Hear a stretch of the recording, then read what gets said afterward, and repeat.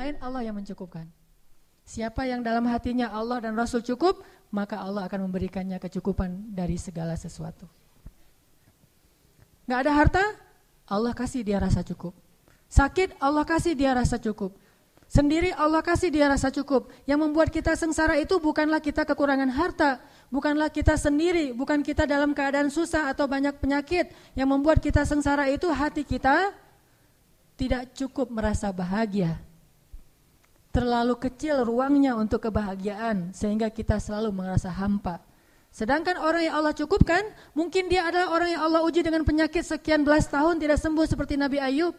Mungkin dia orang yang Allah uji dengan kehilangan orang-orang yang dia cintai seperti Nabi Yakub. Mungkin dia adalah orang yang diuji dengan harus meninggalkan orang yang paling dia cintai seperti Ibrahim. Tetapi Allah cukupkan hatinya dengan kebahagiaan. Hasbunallah. Tidak ada yang lebih berharga bagi kita daripada Allah. Maka siapapun yang memberikan hatinya lebih dulu kepada makhluk sebelum kepada Allah dan Rasul, siap-siaplah untuk sengsara dan kecewa. Berikan hati kita kepada Allah dan Rasul. Setelah itu Allah yang akan memberikan hati itu kepada orang yang paling layak untuk kita. Jadikan Allah dan Rasulullah itu cukup dalam hati kita. Setelah itu Allah akan mencukupkan segala kebutuhan kita. Masih ingat kisah kaum Ansor setelah perang Hunain? Perang Hunain itu terjadi setelah perang apa? By the way, perang Hunain namanya. Terjadi setelah perang Fathu Makkah. Jadi Nabi habis Fathu Makkah, kemudian Nabi ekspansi lagi ke daerah Ji'ronah sampai ke Taif. Sekarang tuh jadi salah satu tempat untuk memulai umroh atau mikot, yaitu Ji'ronah, sekitar 30 menit dari kota Mekah. Setelah selesai perang Hunain, kaum muslimin itu mendapatkan ghanimah yang sangat banyak, hampir sebanyak perang Khaybar. Jadi dua perang yang paling besar ghanimahnya itu, satu perang Khaybar dan di bawahnya perang Hunain. Ribuan ekor onta, ribuan domba, ribuan kuda dengan alat-alat perang yang berharga, kemudian juga berhala-berhala yang terbuat dari emas dan perak, itu ditinggalkan di medan perang dan diambil oleh kaum muslimin. Mungkin ratusan miliar. Ketika mendapatkan semua ghanimah itu kemudian dikumpulkan di sisi Rasulullah, karena yang membagikan ghanimah cuma Rasulullah waktu itu. Tiba-tiba Rasulullah memanggil Abu Sufyan, orang Mekah yang baru masuk Islam. Ya Abu Sufyan, ambillah onta yang kamu suka, 100 ekor onta. Abu Sufyan mengambil 100 ekor onta dan mengatakan, saya merasa nyaman sekali dalam Islam. Bagi dia, kenyamanan dalam Islam itu masih diukur dengan harta. Ini namanya mu'allaf, orang yang dibujuk hatinya dengan harta. Abu Sufyan senang membawa 100 ekor unta. Kata Rasulullah, cukup ya Abu Sufyan? Cukup ya Rasulullah, cuman kalau ada lebih boleh sih. Dikasih lagi 100 ekor unta. Sampai Abu Sufyan mendapatkan lebih dari 200 ekor unta. Panggil lagi tokoh-tokoh Quraisy yang lain yang baru masuk Islam. Dikasih lagi 100 ekor unta. Hampir semua orang Mekah itu mendapatkan unta yang lebih dari 10 ekor unta. Bahkan tokoh-tokohnya itu mendapatkan ratusan ekor unta. Setelah semuanya dibagi, ghanimah habis. Onta, domba, kuda, berhala yang terbuat dari emas dan perak dibagi semuanya kepada orang Mekah dan sedikit orang Muhajirin. Orang Ansor gak dapat apa-apa. Orang Ansor jangankan onta, ayam atau bebek aja gak dikasih. Coba, gak dapat apa-apa tuh. Batu akik, cincin batu akik aja gak dikasih. Padahal cincin batu akik itu banyak dari tubuh-tubuh orang-orang kafir yang terbunuh. Akhirnya ambil batu akik atau apa. Batu akik kan mahal tuh dulu. Wah, gak dapat apa-apa sama sekali. Sehingga akhirnya orang Ansor desas-desus, mulai komplain, mulai komen. Apa komplainnya? Rasulullah mah kalau udah ketemu dengan keluarganya lupa sama kita. Satu orang yang ngomong kayak gitu, yang lain bilang, benar gitu. Akhirnya semuanya juga, oh iya benar ya Rasulullah. Ini gara-gara satu orang nih, was-wasah nih, yuwaswisu fi sudurin nas. Akhirnya yang lain juga ikut kayak gitu. Iya ya, saya nggak kepikiran sampai kayak gitu, ternyata Rasulullah bisaan ya, gitu-gitu. Akhirnya semuanya pada orang-orang Ansor desas-desus, mereka mengeluhkan ketidakadilan Rasulullah dalam membagi ghanimah. Sampai akhirnya desas-desus ini hampir membuat mereka demo gitu. Bayangin orang Ansor pengen demo, turun jalan yuk rame-rame. Siapa nih kira-kira yang jadi koordinator lapangan Korlap? Ternyata sebelum mereka udah nyentuhin Korlap, Rasulullah dengar desas-desus kaum Ansor. Langsung dikumpulkan kaum Ansor. Dikumpulkan semuanya, Rasulullah bilang gini, ya ma'asyara Ansor, apa yang kalian katakan di belakangku, kata Rasulullah. Ya gak berani atau ya kalau Rasulullah udah ngomong gitu, diam aja. Ya ma'asyara Ansor, aku sudah mendengar apa yang kalian katakan nih. Sebentar lagi ya sebelum azan, biar kita tuntasin adegannya. Ya ma'syara Ansor, aku dengar apa yang kalian ucapkan di belakang. Tapi wahai ma'syara Ansor, bukankah dulu kalian itu orang-orang yang kufur kepada Allah, lalu aku datang membawa iman kepada kalian? Bukankah dulu kalian bermusuh-musuhan saling membunuh, lalu aku mempersaudarakan kalian? Bukankah dulu kalian berada di tepi jurang neraka, lalu aku selamatkan kalian? Bukankah dulu kalian adalah orang-orang yang hampir saja celaka, lalu aku memberikan kepada kalian cahaya dari kegelapan? Ya ma'syara Ansor, apa yang kalian katakan di belakangku? Tiba-tiba salah satu dari lelaki Ansor berdiri dan mengatakan, ya Rasulullah, kami tahu jasamu betapa besar bagi kami ya Rasulullah. Tapi ya Rasul, bukankah dulu engkau terusir lalu kami terima engkau di kampung kami? Balas nih. Bukankah engkau dulu sendiri lalu kami menjadi keluargamu? Bukankah engkau datang dalam keadaan tidak punya apa-apa, kami serahkan seluruh harta kami untukmu ya Rasul? Bukankah ketika engkau berperang kami yang membelamu, bahkan banyak dari kami yang syahid demimu ya Rasul? Balas. Setelah selesai itu Rasulullah mengatakan, ya ma'syar Ansor, bagaimana pendapat kalian jika orang-orang Mekah itu pulang ke kampung halaman mereka membawa sampah-sampah dunia, dan kalian pulang ke kampung kalian membawa Allah dan Rasul? Tidakkah kalian rela? Langsung mereka berteriak, kami rela Allah dan Rasul. Biarkan mereka membawa pulang sampah-sampah dunia, kita dapat Allah dan Rasul. Allahu Akbar. Semuanya semangat dikasih Allah dan Rasul. Kalau kita disuruh pilih kayak gitu, ya Rasulullah, Allah dan Rasul plus harta juga ya Rasulullah. Itu mah kita ya. InsyaAllah nanti kita lanjutkan setelah salat Isya. Teman-teman yang dirahmati Allah, kita masih berbicara tentang kisah-kisah bagaimana orang-orang salih merasa Allah dan Rasulullah itu cukup bagi dia, dan tidak ada lagi yang membuat dia gelisah setelah Allah dan Rasul. Tidak ada lagi yang membuat dia kekurangan setelah Allah dan Rasul. Tidak ada lagi yang membuat dia sedih setelah Allah dan Rasul. Segala yang dia harapkan dalam hidup adalah ridho Allah dan Rasulullah. Segala yang dia cari adalah ridho Allah dan ridho dari Rasulullah SAW. Sehingga dia berusaha siang dan malam mencari ridho Allah, dan berusaha siang dan malam untuk mengikuti dan meneladani Rasulullah SAW. Sampai kisahnya itu hal-hal yang menakjubkan, betapa mereka mencintai Allah dan Rasulullah itu dalam adegan-adegan yang menurut kita kadang agak aneh gitu. Seperti Imam Ibnu Taimiyah, ketika beliau ditangkap, beliau tenang. Lalu ketika di dalam penjara beliau dikurung sendiri, beliau tenang. Ketika beliau dibiarkan kelaparan, beliau tenang. Ketika beliau dibuat tidak bisa tidur, beliau tenang. Bahkan ketika beliau mau dihukum mati digantung, beliau tenang. Sampai orang-orang penasaran dan bertanya kepada Ibnu Taimiyah, kenapa engkau tenang sekali menghadapi semua ujian ini? Apa kata beliau? Ketika saya dikurung, maka saya menganggap diri saya sedang berduaan dengan Allah, dan itu membuat saya tenang. Ketika saya tidak bisa tidur, maka saya sedang menganggap saya sedang qiyamul lail dan menghadap Allah yang turun ke langit dunia setiap malam, dan itu membuat saya tenang. Ketika saya lapar, saya menganggap saya sedang berpuasa karena Allah, dan itu membuat saya tenang. Dan kalau mereka mengancam saya untuk dibunuh, saya anggap saya mendapatkan keistimewaan syahid di jalan Allah, dan itu pun membuat saya tenang.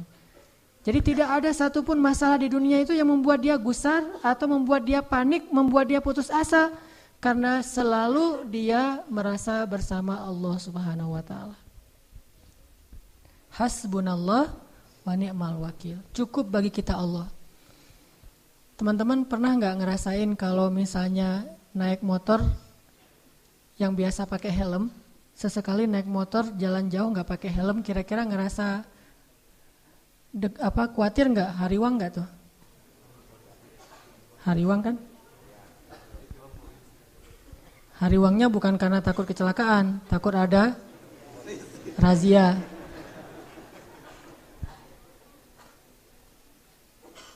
Terus ketika jalan pakai helm, helmnya tuh yang udah standar SNI misalnya, udah bagus, rasanya gimana? Merasa lebih tenang dengan pakai helm? Tawakalnya kepada helm. Jalan, mobil kita tuh ada asuransinya. dengan jalan dengan mobil tidak ada asuransinya secara normal, lebih nyaman yang mana? Yang ada asuransi. Perasaan tenang, perasaan cukup, perasaan tidak khawatir karena pakai helm, karena pakai asuransi, karena jalannya dengan seorang teman yang badannya gede misalnya.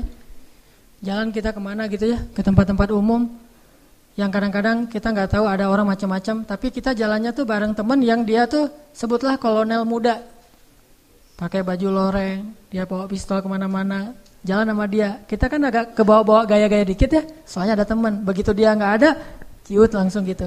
Kenapa bisa kayak gitu? Karena merasa tenang, cukup dengan ada orang-orang yang kita anggap bisa melindungi kita, dengan ada hal-hal yang bisa melindungi kita. Apakah kalau kita membaca doa ketika kita meninggalkan rumah kita ngerasa tenang seperti pakai helm? Kalau belum baca doa, astagfirullah, ternyata saya belum baca doa. Subhanalladzi sakhkhara lana hadza. Pas sudah selesai baca doa, udah tenang nih. Nyetirnya tenang nih. Kenapa? Udah baca doa. Nyetirnya tenang. Kenapa? Karena udah tawakal sama Allah. Ninggalin keluarga tenang. Kenapa? Karena udah baca doa. Ya Allah, saya titipkan keluarga saya kepadamu. Engkau sebaik-baik penjaga. Udah pergi tenang. Walaupun kita agak-agak sering dengar berita buruk tentang kondisi di lingkungan kita, tapi begitu kita baca doa jadi tenang. Ala bidzikrillah tatmainnul qulub. Itulah orang yang menjadikan Allah hasbi Allah. Terus kalau ada masalah diingatkan, tenang aja lah, kita serahin aja sama Allah. Oh iya ya, serahin sama Allah, gampang lah kalau kayak gitu mah. Udah ngelibatin Allah jadi tenang. Itu berarti hasbi Allah. Sehingga kalau ada masalah sedikit, udah serahin aja sama Allah. Ya udah, tenang. Udah ntar Allah yang balas. Oh, Allah sebaik-baik pembalas. Balasannya jauh lebih baik daripada balasan manusia. Tenang. Kenapa bisa merasa tenang? Karena di hatinya itu hasbi Allah, cukup Allah, dan yang lain itu nggak akan pernah memberi kecukupan buat kita kecuali Allah Subhanahu wa taala. Saya beberapa kali pernah misalnya harus pergi malam-malam. Bukan perjalanan saya yang saya khawatirkan, tapi keluarga yang saya tinggalkan. Ini gimana nih keadaan keluarga di lingkungan yang mungkin beberapa tetangga pernah kemalingan misalnya. Dan tidak ada laki-laki di rumah, saya pergi. Atau namanya walaupun ada laki-laki juga, namanya perampok mungkin rame-rame. Atau habis kejadian, ada rasa khawatir kan? Tapi saya harus pergi malam-malam karena ada acara qiyamul lail atau acara itikaf. Begitu keluar dari rumah, bismillahirrahmanirrahim, la haula wala quwata illa billah. Subhanalladzi sakhkhara lana hadza, sampai kalimat ya Allah aku engkau anta sahibu fis safar wal khalifatu lil fil ahl. Engkau teman dalam perjalanan dan penjaga untuk keluarga yang saya tinggalkan. Itu jadi tenang. Kalau kita merasa dizalimi oleh orang lain, kita berdoa ya Allah beri saya ganti yang lebih baik, tenang. Pokoknya kalau udah melibatkan Allah jadi tenang gitu. Ala bidzikrillah tatmainnul qulub, itu baru namanya hasbi Allah. Dan Allah bilang, ana inda dhanni 'abdi bi, aku tergantung prasangka hambaku kepadaku. Kalau kita berprasangka baik kepada Allah, Allah seperti yang kita persangkakan. Apalagi sih yang membuat kita khawatir setelah Allah? Apalagi sih yang membuat kita merasa kekurangan setelah Allah Subhanahu wa taala? Jadi, jadikanlah Allah segalanya dalam hidup kita, cinta kita yang paling sejati dan yang paling besar di dalam hati kita. Allahu Akbar. Kenapa demikian? Kenapa Allah harusnya yang paling kita cintai dalam hidup kita, kemudian Rasulullah SAW, baru yang lain-lain. Yang lain mah yang kesekian lah. Termasuk keluarga kita, termasuk anak kita, termasuk istri dan suami kita, termasuk orang tua kita, harta kita. Itu mah yang kesekian. Nomor satu Allah dan Rasul. Kenapa? Karena tidak ada yang lebih mencintai kita seperti cinta Allah Subhanahu wa taala kepada hambanya. Dan setelah itu tidak ada yang mencintai kita seperti cintanya Rasulullah SAW kepada umatnya. Tahu gimana cinta Rasulullah kepada kita? Salah satu di antara cinta Rasulullah kepada kita yang gak bisa digantikan oleh siapapun, termasuk oleh orang tua kita. Ayah ibu kita gak bisa mencintai kita seperti cinta Rasulullah. Pasangan kita yang katanya sehidup semati gak bisa mencintai kita seperti cintanya Rasulullah. Gimana cintanya Rasulullah? Nanti di padang mahsyar Allah Subhanahu wa taala berfirman, "Yauma yafirrul mar'u min akhihi wa ummihi wa abihi wa sahibatihi wa banihi likulli imri'in minhum yawma idzin sya'nun yughni. Hari ketika seorang ayah lari dari anaknya, seorang suami lari dari istrinya, istri lari dari suaminya, anak lari dari orang tuanya, pasangan lari dari pasangannya, sahabat lari dari sahabatnya. Likulli imri'in yawma idzin, pada hari itu semua orang sya'nun yughni, sibuk ngurus diri sendiri, kecuali satu orang. Semua orang, Nabi Adam, Nabi Nuh, Nabi semua anbiya dan semua manusia pada hari itu yauma idzin sya'nun yughni likulli imri'in minhum yauma idzin sya'nun yughni. Semuanya sibuk dengan diri sendiri. Udah lupa tuh, kita dikuburin satu liang lahat dengan pasangan sejati kita, tapi pas kita bangkit kita enggak akan lihat ke sebelah kanan kiri kita.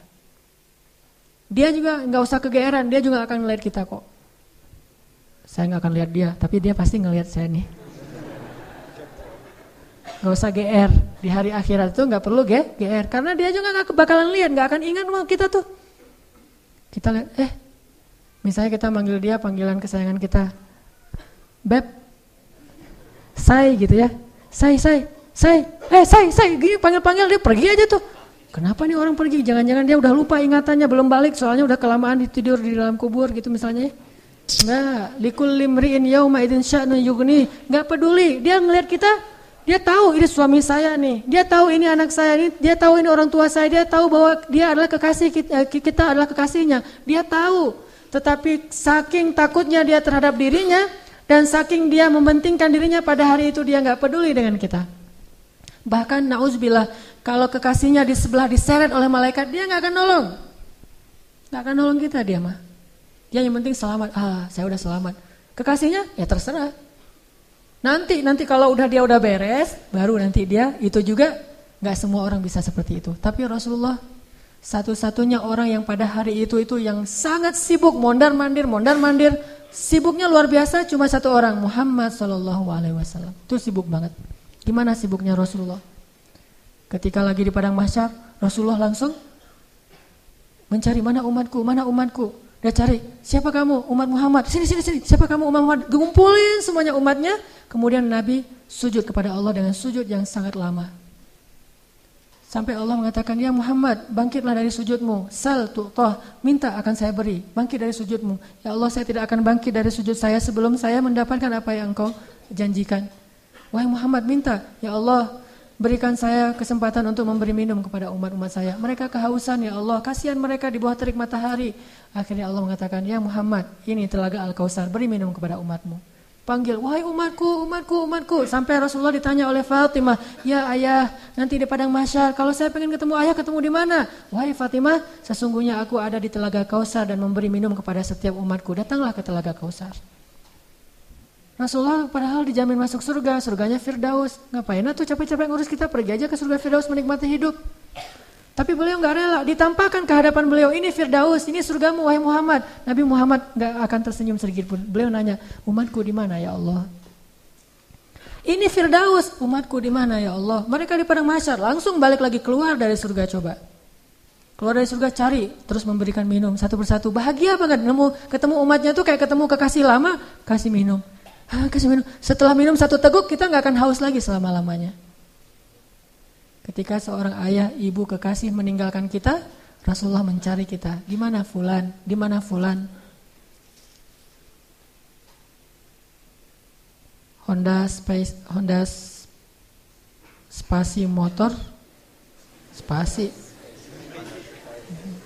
Honda Space motor D4541 harap dipindahkan. D811NN juk putih di depan pintu gerbang, segera dipindahkan.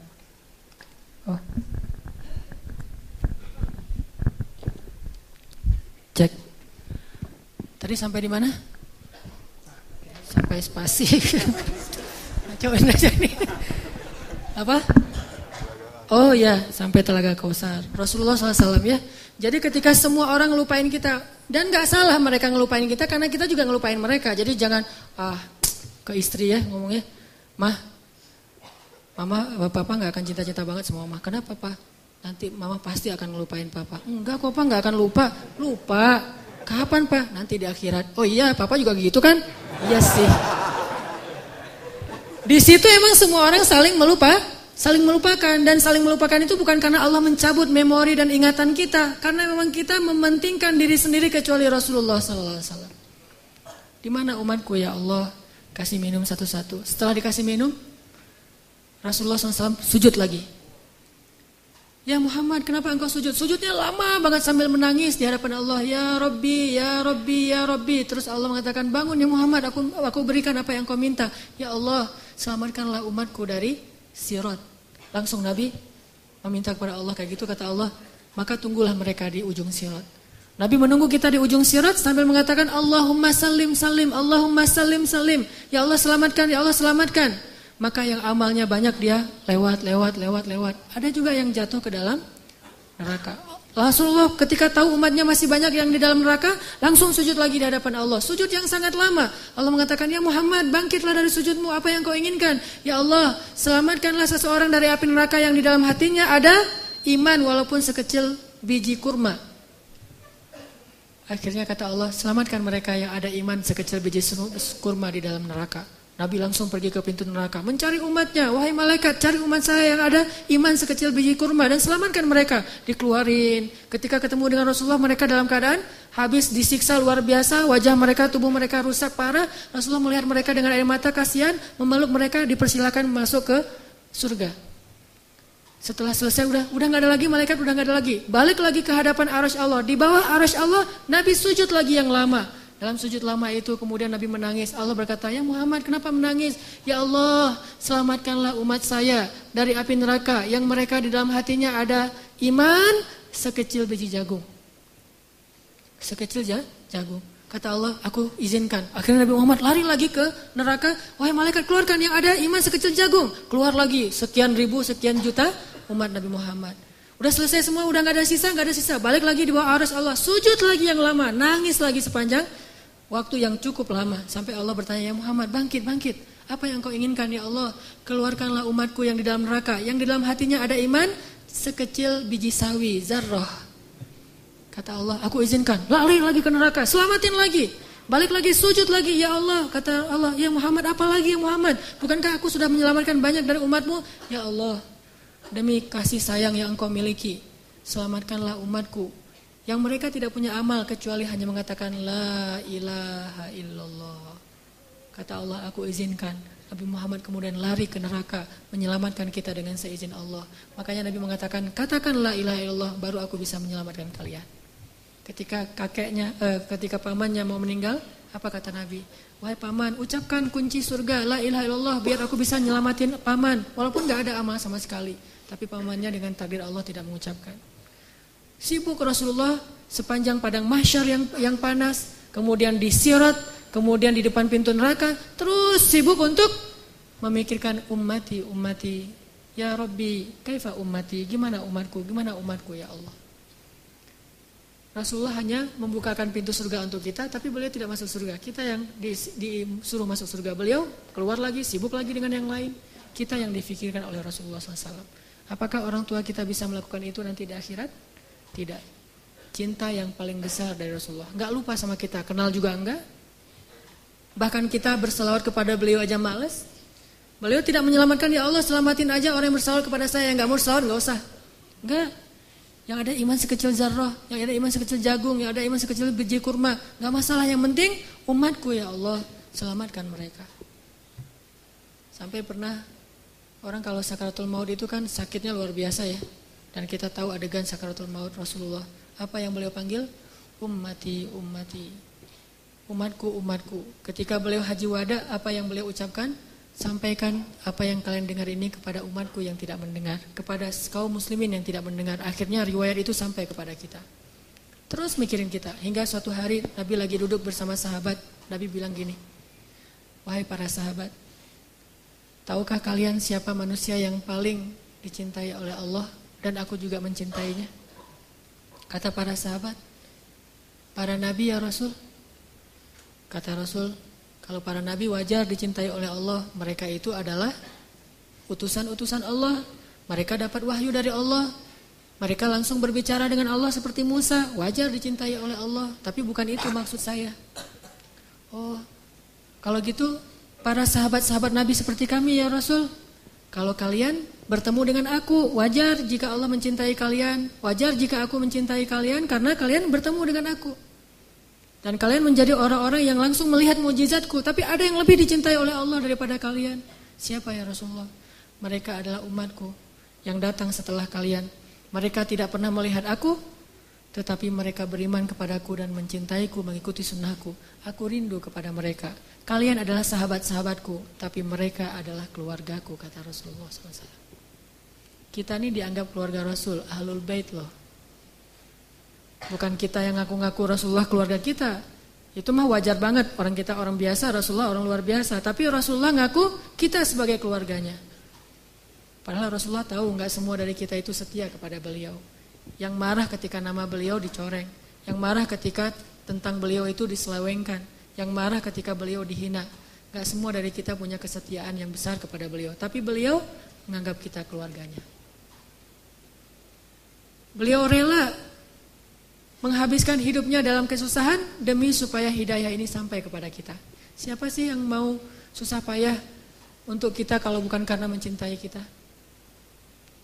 Siang malam hartanya habis, dihina, dicela, diusir dari kampung halamannya. Apa yang beliau harapkan? Supaya hidayah ini sampai kepada seluruh manusia. Itu yang paling beliau harapkan. Sampai pernah Rasulullah lagi duduk lewat seorang orang Bani Israel lagi menggotong jenazah gitu. Rasulullah nangis. Lalu para sahabat bertanya, ya Rasulullah, kenapa engkau menangis? Kan yang meninggal itu bukan muslim tapi Bani Israel. Kata Rasulullah, saya menangis karena saya belum sempat mendakwahi dia sehingga dia mati dalam keadaan kufur. Saking cintanya Rasulullah kepada umatnya. Dan bahkan dengan seizin Allah, Rasulullah SAW sering berdoa untuk kita. Di antara doa-doa yang sering beliau ucapkan di malam hari ketika beliau tahajud. Beliau kalau tahajud itu bukan ngedoain diri sendiri, Allah masukkan saya ke surga, bukan. Justru itu Allah menjaminkan itu kepada beliau karena beliau sering mendoakan kita. Ya Allah umatku di Palestina, ya Allah umatku di Syam, ya Allah umatku di Yaman dan yang mengikuti arah Yaman dan seterusnya sampai ke kita. Semuanya didoakan di dalam solat malamnya Rasulullah SAW. Sehingga akhirnya hidayah ini sampai kepada kita. Ini baru Rasulullah, belum lagi cinta Allah kepada kita.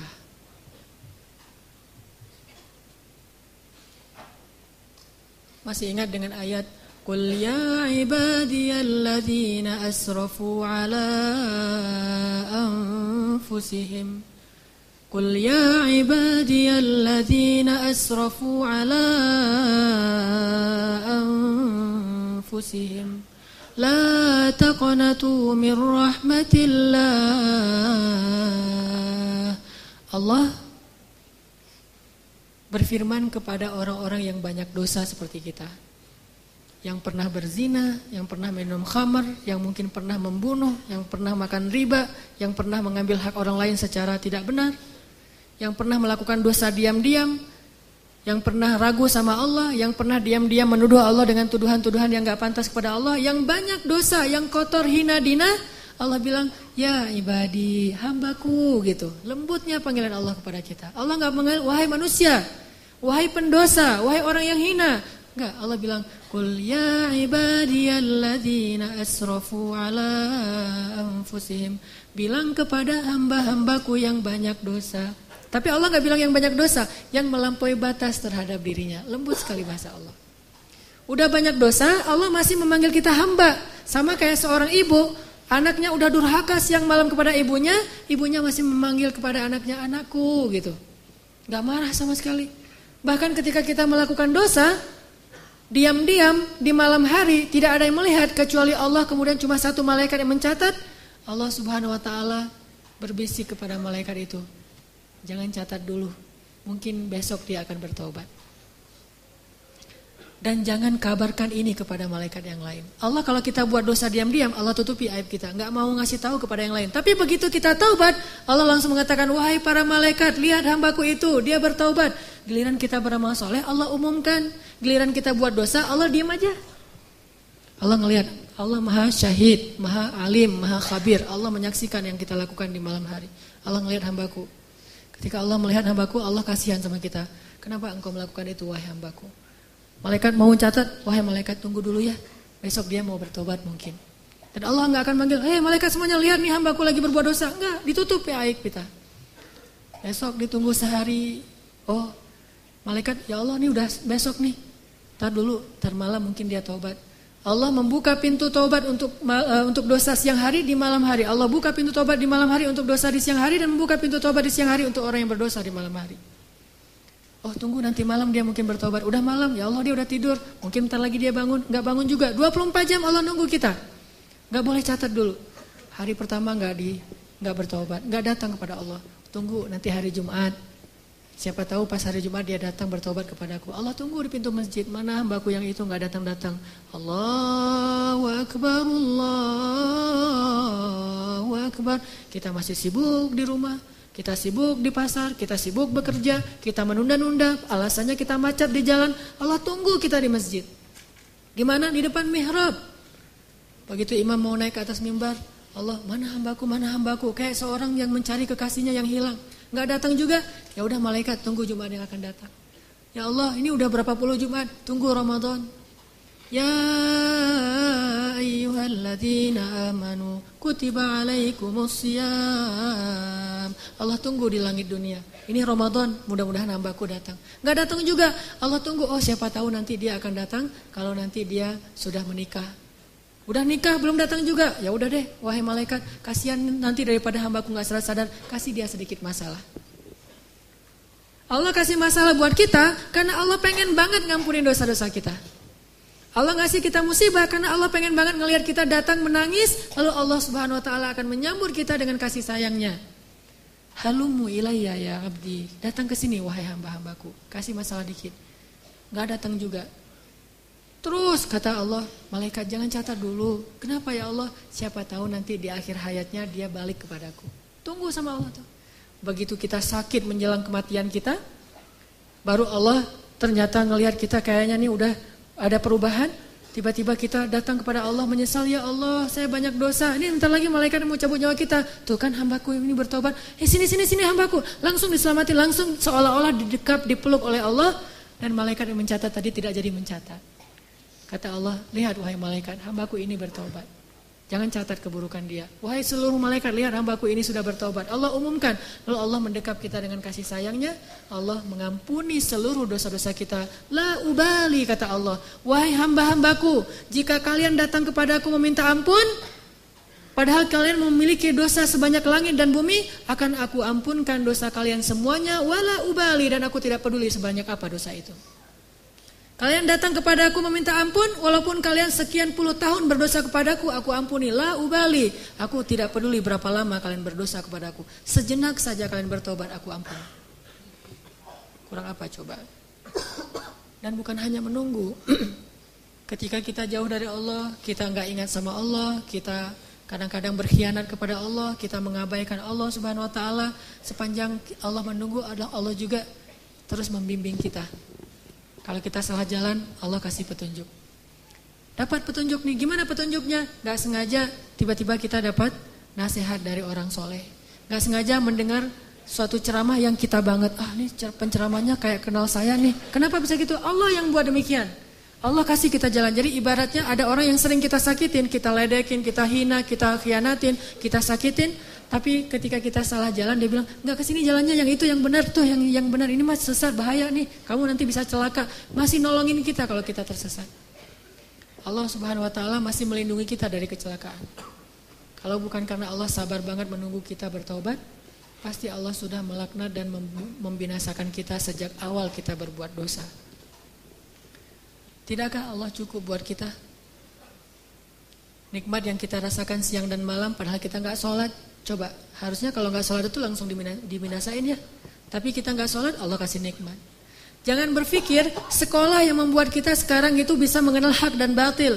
Karena banyak orang yang sekolah tetapi tidak bisa membedakan hak dan batil. Jangan berpikir orang lain yang menyadarkan kita. Sesungguhnya Allah lah yang menyadarkan kita. Sehingga dengan cara Allah akhirnya kita berubah 100%.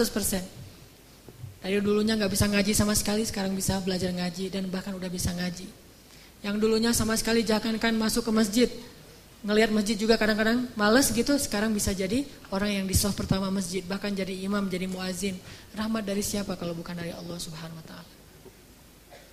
Nanti di akhirat dengan dosa kita yang banyak, tapi sekali kita mengatakan astagfirullahalazim, itu udah cukup untuk Allah punya alasan mengampuni semua dosa-dosa kita.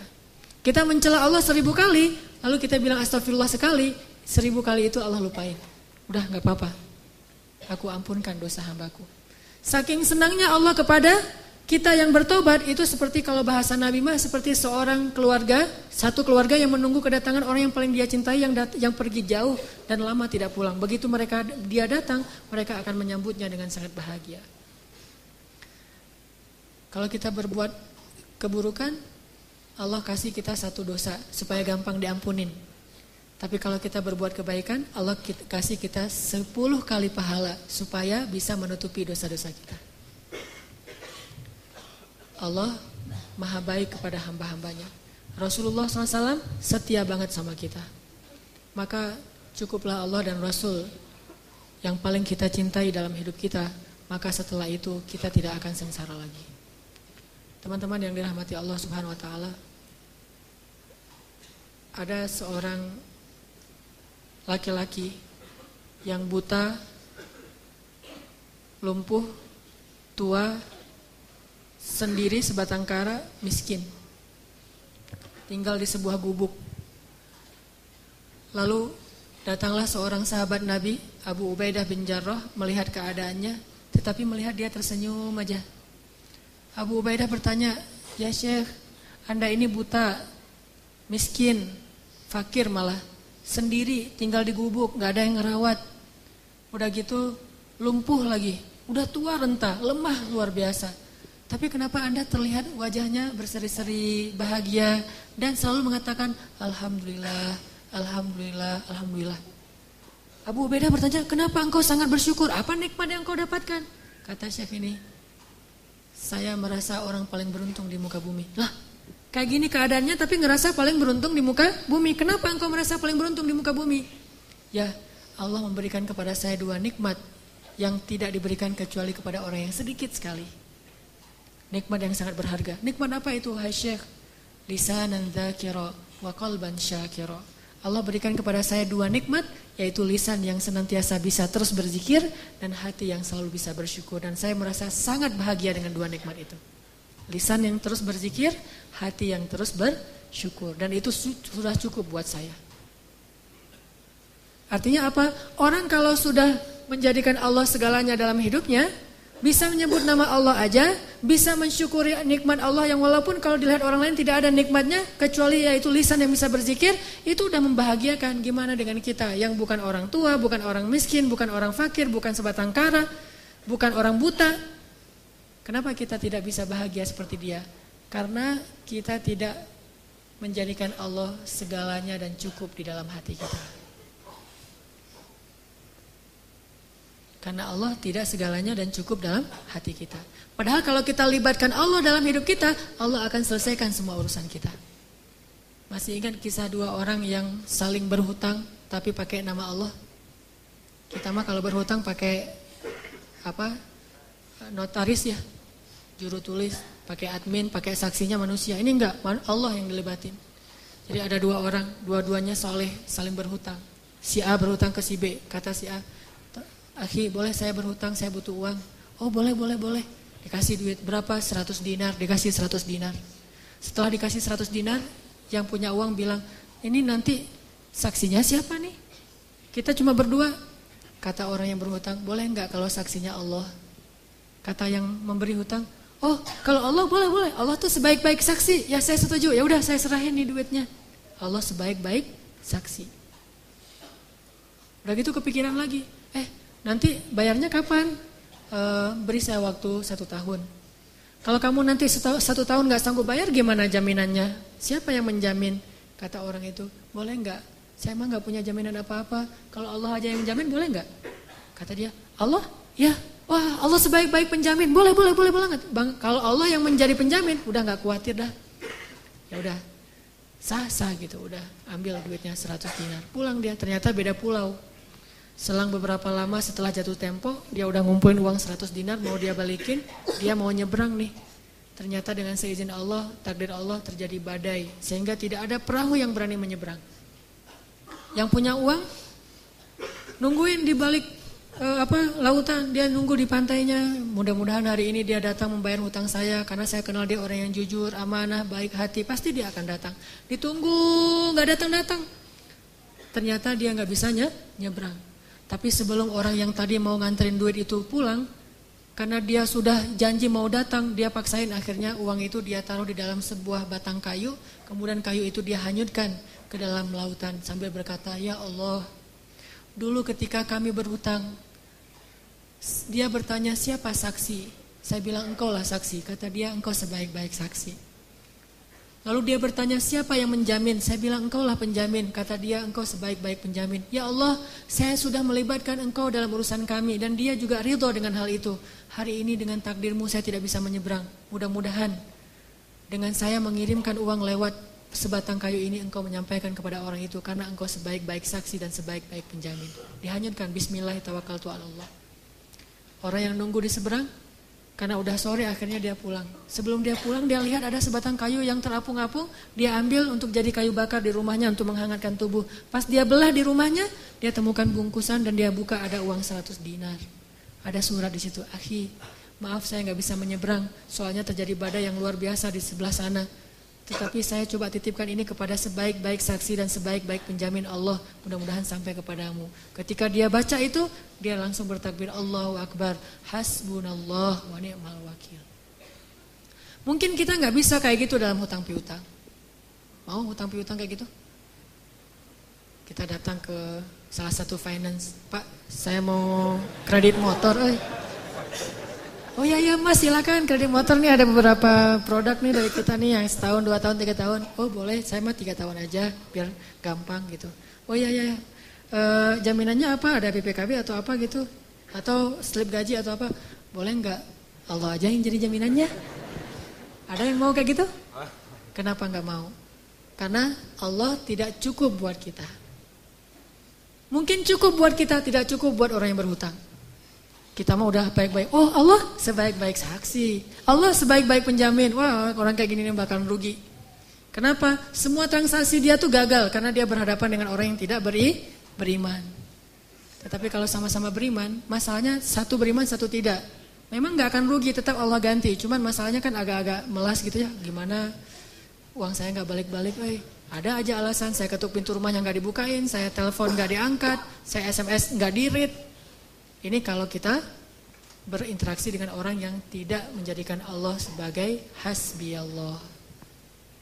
Setidaknya kalau kita bertransaksi, ucapkan bismillahirrahmanirrahim. Kita mau tidur, bismillahirrahmanirrahim. Libatin Allah dalam semua aktivitas kita deh. Dan itu cukup sekali buat kita. Gak akan rugi.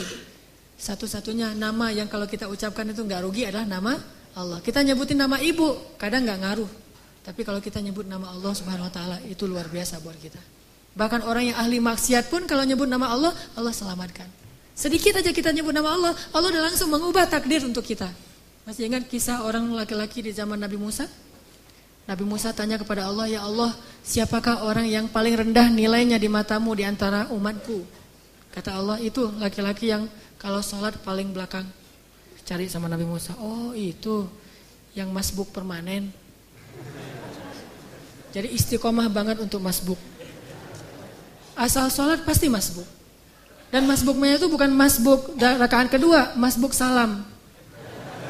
Pasti tahiyat terakhir aja dia datang tuh. Kalau sholat Jumat duduk paling belakang deket teras atau di teras. Giliran selesai salam yang paling duluan bunyiin kendaraan. Yang pertama nyalain motor. Pulang duluan gitu. Itu tuh yang paling rendah nilainya di mataku di antara umatmu. Oh itu si kakek-kakek buta masbuk terus. Nabi Musa memandangnya sebelah mata. Ini orang pasti ini munafik, pasti ini nggak ada nilainya di pasti dia nggak akan masuk surga. Terus diperhatikan nggak ada perubahan. Sampai suatu saat Nabi Musa ngepoin dia, mana dia kok nggak datang? Ternyata pas ditanya dia udah meninggal dunia. Makanya nggak datang lagi. Udah nggak istiqomah sekarang masbuknya, karena udah meninggal. Is dead lah ya. Nabi Musa tanya ke Allah, "Ya Allah, Gimana keadaan orang itu di akhirat? Apakah dia masuk surga atau neraka? Kata Allah, ya Musa, dia itu udah masuk surga. Nabi Musa kaget, hah? Gimana ceritanya ya Allah dia masuk surga? Bukannya dia gak punya amal sama sekali, sholatnya juga males-malesan, datang ke masjid selalu telat. Kata Allah, ya Musa, tahukah kamu? Suatu hari sebelum dia meninggal, hari terakhir dia sholat dan masbuk, tetap masbuk. Hari terakhir dia sholat, masbuk. Pas dia pulang, dia dibantu oleh seorang pembantu yang bawa dia pulang. Di tengah jalan dia bertanya kepada pembantunya, kita sekarang lagi di mana nih?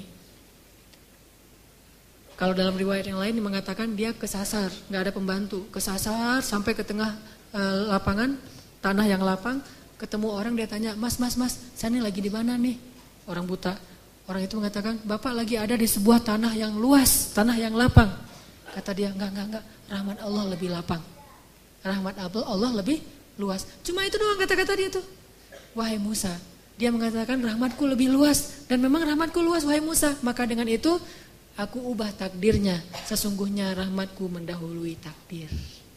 Sesungguhnya rahmatku lebih besar daripada kemarahanku. Allah marah sama pembuat dosa. Tapi begitu pembuat dosa ngelirik ke langit dikit aja, Allah langsung perhatiin ada apa gitu. Allah udah langsung, kalau bahasa kita mah kayak kegeeran gitu. Padahal Allah itu maha mulia, gak perlu GR. Tapi Allah saking perhatiannya sama kita, begitu kita ngelirik ke langit sedikit, wahai hambaku pengen berdoa. Pas kita bilang astagfirullahaladzim, langsung dihapuskan dosa-dosa kita. Sesungguhnya rahmat Allah, kasih sayang Allah lebih luas daripada kemarahannya. Itulah kenapa kita harus menjadikan Allah segalanya dalam hati kita. Hasbi Allah wa ni'mal wakil. Mudah-mudahan ini bisa menyemangati kita dalam hidup kita. Pokoknya kalau belum udah pakai helm, udah pakai jaket yang tebal, udah pakai sepatu yang benar-benar udah kayak orang naik Harley gitu ya. Padahal naiknya bebek gitu, tapi udah kayak orang naik Harley. Udah lengkap tuh pakaiannya. Jangan pernah merasa aman sebelum mengatakan Bismillahirrahmanirrahim. Udah ikhtiar ini, ikhtiar itu. Jangan pernah merasa cukup sebelum mengatakan Tawakkaltu 'alallah. Pokoknya kalau belum ngelibatin Allah, belum selesai. Kalau udah ngelibatin Allah, yang lain belum selesai, insya Allah Allah selesaikan. Allah cukupkan. Allah berikan jalan keluar untuk kita. Wa may yattaqillaha yaj'al lahu makhraja. Itulah modal hidup kita. Mudah-mudahan itu bisa menjadi obat hati kita. Mudah-mudahan juga menjadi solusi dalam masalah-masalah kita. Marilah kita tutup dengan sama-sama berdoa. Semoga Allah memberi kita hidayah dan menyayangi kita sebagaimana Allah menyayangi para anbiya dan orang-orang soleh. A'udzu billahi minasy syaithanir rajim. Bismillahirrahmanirrahim. Alhamdulillahi rabbil alamin. Hamdan yuwafi ni'amahu wa yukafi'u mazidah. Ya Rabbana lakal hamdu kama yanbaghi li jalali wajhikal karimi wa 'azimi sultanik. Allahumma salli wa sallim wa barik ala sayyidina Muhammad wa ala alihi wa sahbihi ajma'in. Radina billahi rabba, radina billahi